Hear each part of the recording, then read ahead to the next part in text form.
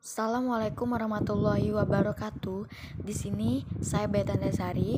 Di sini saya akan menjelaskan tentang konsep dasar biokimia. Ya, baiklah, kita masuk di pengertian biokimia. Nah, di sini kalian bisa lihat bahwa biokimia itu berasal dari bahasa Latin. Yang pertama bios yang berarti hidup atau hayati, kemudian kimios yang berarti kimia atau senyawa organik. Nah, dari sini kita bisa simpulkan bahwa biokimia merupakan ilmu yang mempelajari segala bentuk perubahan molekul atau perubahan struktur kimia dalam tubuh makhluk hidup. Nah, di sini ada yang saya warnai merah. Ini berarti bahwa jika reaksi kimia yang terjadi dalam tubuh makhluk hidup itu normal, otomatis dampaknya ke makhluk hidup itu akan tubuh makhluk hidup itu akan sehat. Nah, sebaliknya kalau misalkan reaksi kimia atau struktur kimia yang terjadi dalam tubuh makhluk hidup itu mengalami abnormalitas itu, maka bisa menyebabkan berbagai macam penyakit pada tubuh makhluk hidup. Apa sih pentingnya kita mempelajari biokimia? Nah, dari segi atau di bidang farmasi itu sendiri, ilmu kimia ini sangat-sangat memberikan manfaat, di mana dengan adanya biokimia ini sehingga penemuan terhadap berbagai macam obat-obatan atau vaksin itu banyak ditemukan. Kemudian selain itu juga pengobatan terhadap berbagai macam penyakit, kemudian contohnya saja penyakit misalkan diabetes mellitus. Nah, dari ilmu biokimia inilah yang sehingga ditemukan adanya produksi insulin untuk manusia yang bisa diambil dari hewan, kemudian ditemukannya juga antibiotik. Jadi kalau kita berbicara masalah biokimia, memang ini sangat penting di bidang kita sebagai farmasis. Selain itu juga, selain di bidang farmasi, biokimia juga ini bermanfaat di bidang-bidang lainnya seperti pertanian, peternakan, bagian pangan ya. Oke, kita masuk di karakteristik makhluk hidup. Nah, di sini karakteristik makhluk hidup yang paling utama yaitu adalah mampu bereplikasi. Nah, inilah karakteristik yang membedakan makhluk hidup dengan benda mati. Kalau makhluk hidup itu mampu bereproduksi atau mampu berkembang biak. Oke, selanjutnya kita masuk ke karakteristik makhluk hidup yang lainnya. Ini ada 5 poin di sini. Yang pertama itu makhluk hidup tersusun atas sel, kemudian makhluk hidup mengalami pertumbuhan atau perkembangan, kemudian yang ketiga makhluk hidup itu melakukan metabolisme, kemudian yang keempat memberikan respon terhadap rangsangan, kemudian yang kelima itu kemampuan beradaptasi dengan lingkungan. Selanjutnya kita masuk ke poin pertama, yaitu makhluk hidup tersusun atas sel. Seperti yang kita ketahui bahwa setiap makhluk hidup itu tersusun atas sel. Sel itu merupakan unit terkecil penyusun dari makhluk hidup. Kemudian mengalami pertumbuhan dan perkembangan. Ya, yang jelas ya bahwa setiap sel itu pada tubuh makhluk hidup itu mengalami namanya perkembangan, di mana pertumbuhan menyebabkan ukuran sel itu menjadi semakin besar sehingga jumlah selnya juga akan semakin bertambah. Pertambahan tinggi ataupun pertambahan berat suatu organisme merupakan tanda makhluk hidup tersebut tumbuh ya. Kemudian selain bertumbuh, sel-sel makhluk hidup juga mengalami yang namanya perkembangan. Perkembangan ini bisa meliputi perubahan sel menjadi bentuk yang berbeda sehingga dapat menjalankan fungsi tertentu. Misalkan sel berubah menjadi jaringan. Kemudian masuk ke makhluk hidup melakukan metabolisme. Nah, pada tubuh makhluk hidup terjadi berbagai deretan reaksi pembentukan maupun penguraian senyawa-senyawa yang dikenal sebagai metabolisme. Nanti kita bahas lebih jauh mengenai dasar dari metabolisme itu sendiri. Kemudian memberikan respon terhadap rangsangan. Ya, setiap makhluk hidup itu pasti sensitif terhadap rangsangan, baik yang berasal dari luar maupun dari luar tubuh. Misalkan saja kalau misalkan dari luar kita cium bau sedikit saja, indera penciuman indera bawah pembau kita akan atau penciuman kita akan merasakan hal tersebut. Kemudian kemampuan beradaptasi dengan lingkungan. Ya, kemampuan adaptasi membuat makhluk hidup itu dapat bertahan meskipun pada keadaan lingkungan yang senantiasa berubah-berubah.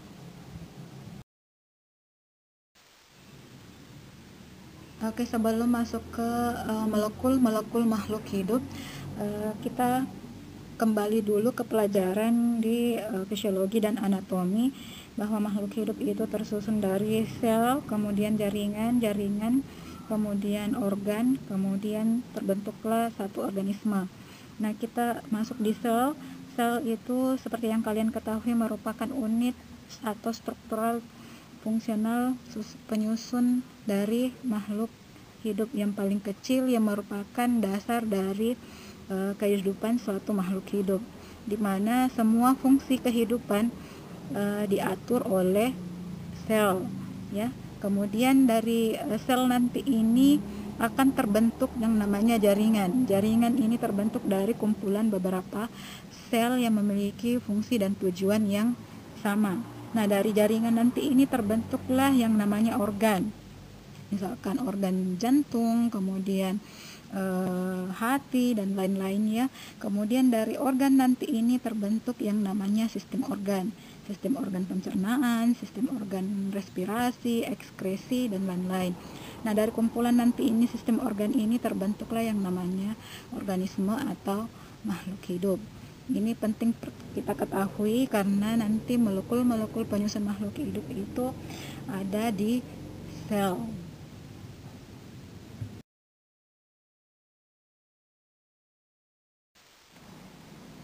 Oke, selanjutnya sebelum kita masuk ke molekul-molekul penyusun makhluk hidup, terlebih dahulu kita bahas apa sebenarnya itu sel.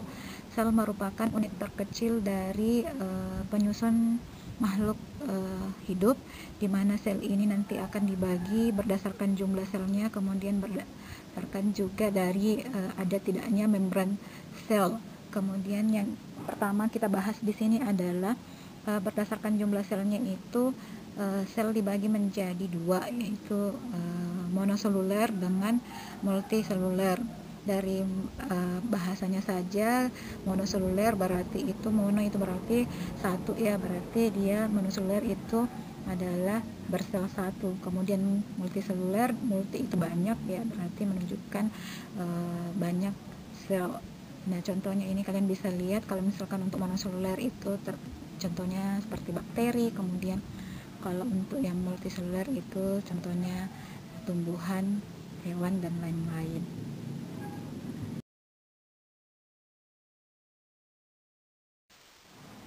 Selanjutnya, sel berdasarkan membran inti. Nah, berdasarkan membran inti ini juga sel dibagi menjadi dua, yaitu prokariotik dengan sel eukariotik. Nah, prokariotik ini merupakan sel yang tidak memiliki yang namanya membran inti. Dan untuk prokariotik ini memiliki struktur yang lebih sederhana, dan biasanya contohnya seperti bakteri, dan dia juga itu kebanyakan selnya uniseluler atau biasa disebut monoseluler. Kemudian yang kedua, sel eukariotik atau memiliki membran inti. Kalau dibandingkan dengan prokariotik, ini strukturnya eukariotik itu jauh lebih kompleks jika dibandingkan dengan prokariotik. Kebanyakan multiseluler, dan ada juga yang uniseluler untuk di eukariotik ini. Contohnya itu bisa kalian lihat pada tumbuhan, kemudian jamur, dan lain-lain. Oke, di slide ini kita bisa melihat bagian-bagian dari penyusun sel. Nah, di sini ada yang namanya retikulum endoplasmik, kemudian ribosom, kemudian mitokondria, nukleus, lisosom, badan Golgi, dan lain-lain. Di sini dijelaskan bahwa untuk endoplasmic reticulum atau retikulum endoplasmik itu berfungsi untuk memodifikasi protein, mensintesis dan transport protein di dalam sel. Selain itu juga retikulum endoplasmik ini berfungsi untuk menyalurkan substans atau bahan genetik antara inti sel atau antara sel itu sendiri. Kemudian dijelaskan juga di sini ribosom itu berfungsi untuk translate mRNA pada ikatan polipeptida. Kemudian di nukleus ini hanya ada pada sel eukariotik atau sel yang memiliki inti sel ya. Ini berfungsi untuk menghasilkan materi-materi genetik di dalam sel. Kemudian di mitokondria, pada mitokondria ini dia berfungsi untuk menghasilkan manufacturing adenosine triphosphate atau yang biasa disebut dengan ATP. ATP ini berfungsi untuk digunakan makhluk hidup sebagai energi. Baiklah, kita masuk ke molekul penyusun sel. Molekul penyusun sel itu terdiri dari karbohidrat, protein, air, lipid, dan asam nukleat. Seperti tadi yang saya jelaskan di awal bahwa makhluk hidup itu tersusun dari sel atau unit terkecilnya adalah sel. Tanpa sel ini makhluk hidup tidak bisa terbentuk ya. Kita masuk dulu di poin pertama yaitu karbohidrat. Karbohidrat merupakan senyawa yang menjadi sumber energi utama bagi tubuh. Sekitar kira-kira 80% dari kalori yang didapat tubuh itu merupakan atau bersumber dari karbohidrat itu sendiri ya. Fungsi dari karbohidrat ini selain sebagai sumber energi, dia juga menyimpan atau menyediakan energi. Nah, ini energi itu mungkin disimpan dalam bentuk glikogen ya, nanti akan dipecah menjadi energi. Kemudian selanjutnya adalah selain menyediakan energi dan sumber energi, karbohidrat juga itu berfungsi mengatur metabolisme lemak dan protein. Kemudian kita masuk ke poin kedua. Poin kedua itu adalah protein. Protein ini merupakan makromolekul yang menyusun lebih dari separuh bagian dari sel. Maksudnya di sini dari satu sel itu separuhnya adalah protein. Jadi bisa dikatakan pembentuk dari sel ini separuhnya adalah protein itu sendiri. Nah, protein ini merupakan zat makanan yang mengandung nitrogen yang terdiri dari rantai asam amino yang mana dihubungkan oleh yang namanya ikatan peptida. Fungsi dari protein ini selain sebagai katalisator, dia juga sebagai transport dan sebagai pelindung. Katalisator itu berarti dia mempercepat ataupun juga bisa memperlambat jalannya reaksi kimia yang terjadi di tubuh makhluk hidup. Selanjutnya kita masuk pada poin ketiga yaitu air. Air merupakan senyawa kimia yang paling berlimpah di alam yang merupakan kebutuhan utama bagi proses kehidupan. Ya, tanpa air ini kita makhluk hidup ini mungkin tidak bisa hidup ya.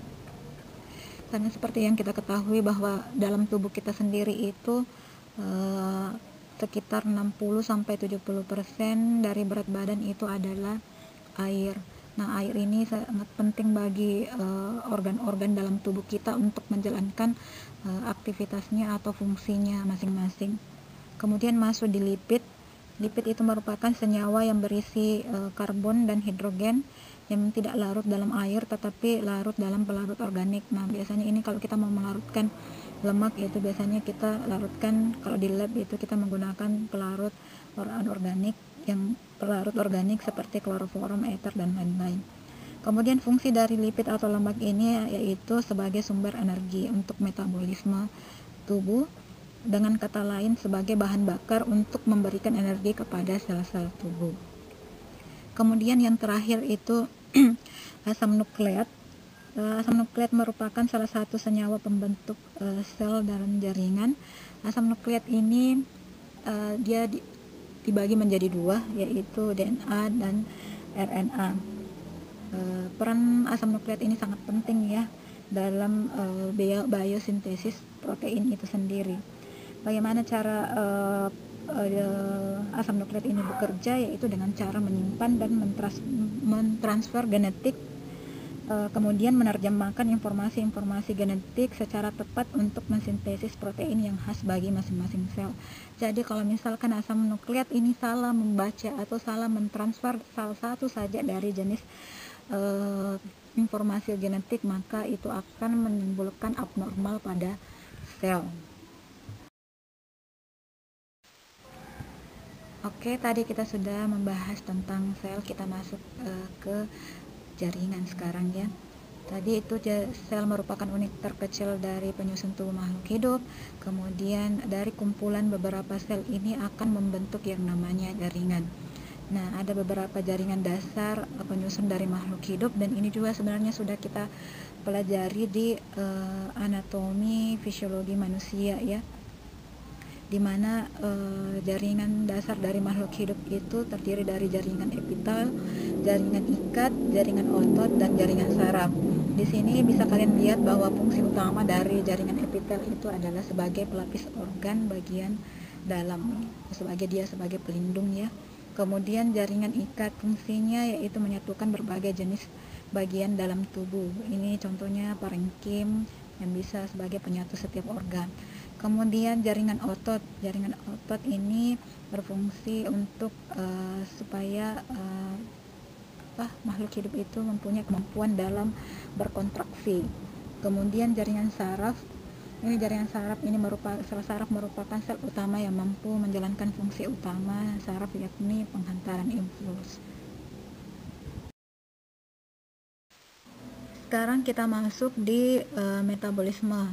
Tadi di karakteristik makhluk hidup itu, salah satu karakteristiknya yaitu makhluk hidup itu mampu melakukan yang namanya metabolisme.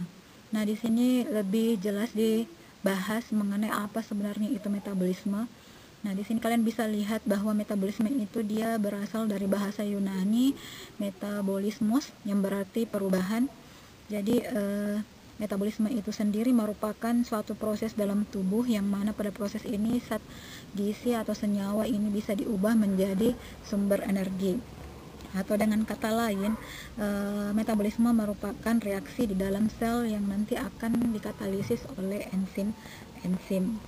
Nah, proses metabolisme ini sangat terintegrasi dan terkoordinasi.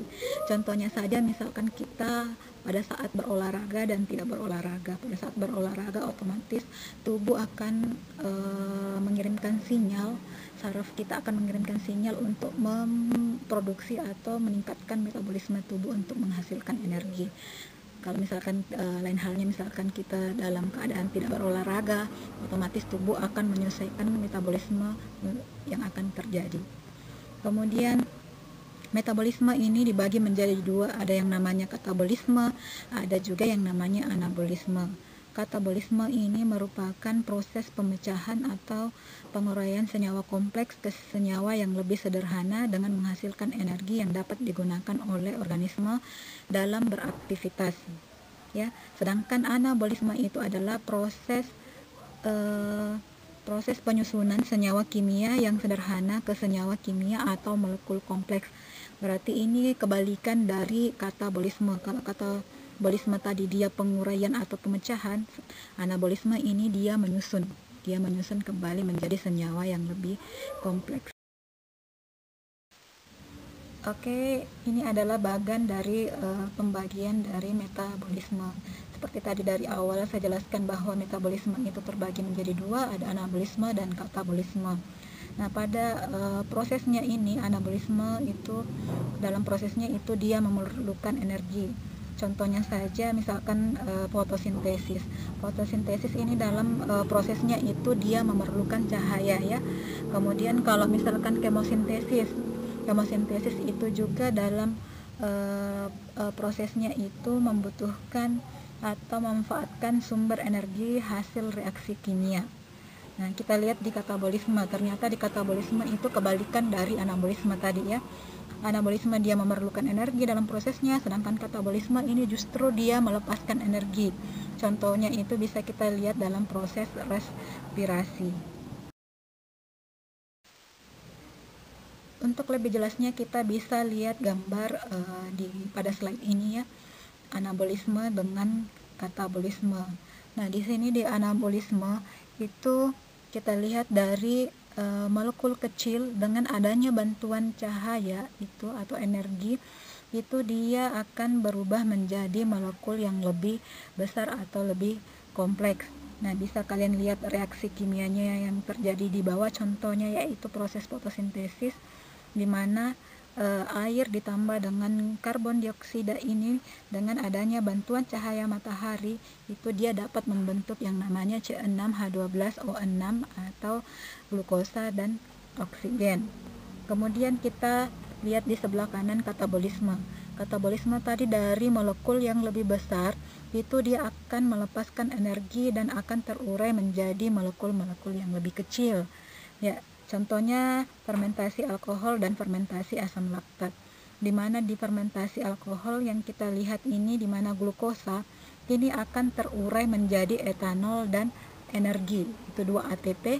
Kemudian di fermentasi asam laktat kalian lihat C6H12O6 atau glukosa ini ketika difermentasikan akan terurai menjadi asam laktat dan menghasilkan juga 2 ATP atau energi. Terima kasih. Maaf jika ada kesalahan. Saya akhiri. Wassalamualaikum warahmatullahi wabarakatuh.